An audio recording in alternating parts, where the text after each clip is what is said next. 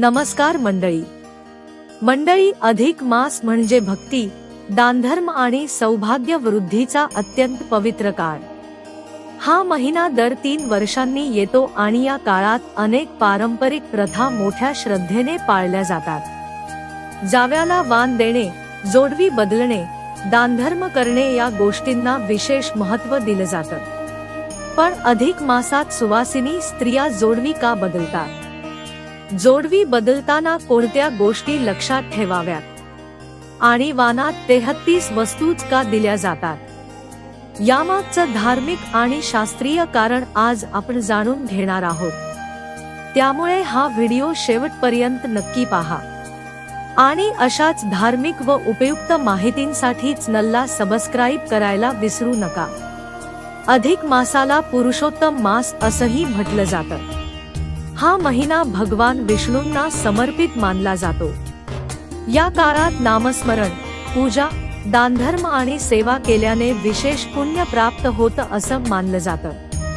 म्हणूनच अनेक जण या महिन्यात धार्मिक कार्य, जप, पारायण आणि सत्संग यामध्ये स्वतःला गुंतवून घेतात। अधिक मासात जावयाला नारायण स्वरूप मानून वाण देण्याची परंपरा आहे। जावयाचा आदर करून त्याला प्रेमाने वस्तू भेट दिल्या जातात। विशेष म्हणजे या वाणात 33 वस्तूंना महत्त्व दिलं जातं। कारण अधिक मास साधारण 33 महिन्यांनी येतो, त्यामुळे 33 या अंकाला धार्मिक महत्त्व प्राप्त झालं आहे।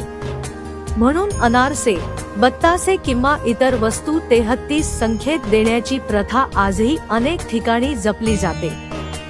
आता जोडव्यांबद्दल बोलायचं झालं तर लग्नानंतर स्त्रीच्या सौभाग्य अलंकारात जोडवीला अत्यंत महत्त्वाचं स्थान आहे। मंगळसूत्र, बांगड्या, कुंकू यांच्यासोबत पायातील जोडवी ही विवाहित स्त्रीची ओळख मानली जाते।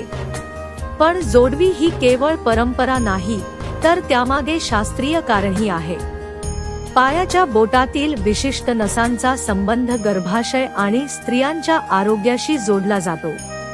त्यामुळे चांदीची जोडवी घातल्याने शरीरातील ऊर्जा संतुलित राहते, रक्ताभिसरण सुधारतं आणि स्त्रियांच्या आरोग्यासही फायदा होतो असं मानलं जातं।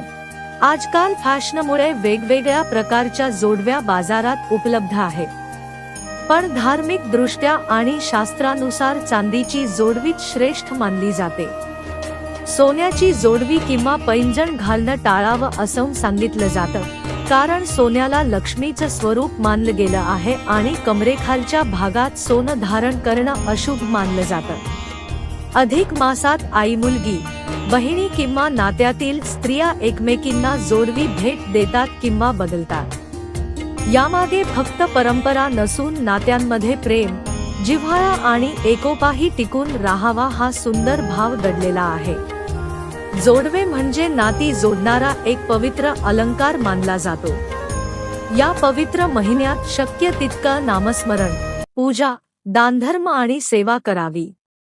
गरजूंना मदत करावी, सकारात्मक विचार ठेवावेत आणि भगवान विष्णूंचं स्मरण करत आपल्या दैनंदिन कामांना सुरुवात करावी। मात्र लग्न, मुंज, साखरपुडा किंवा मोठ्या खरेदीसारखी शुभ कार्ये अधिक मासात टाळावी असं शास्त्र सांगतं। तर मंडळी, अधिक मास आणि जोडव्यांमागचं हे सुंदर धार्मिक महत्त्व तुम्हाला कसं वाटलं ते कमेंटमध्ये नक्की सांगा। व्हिडिओ आवडला असेल तर लाईक, शेअर आणि चॅनलला सबस्क्राइब करायला विसरू नका। धन्यवाद।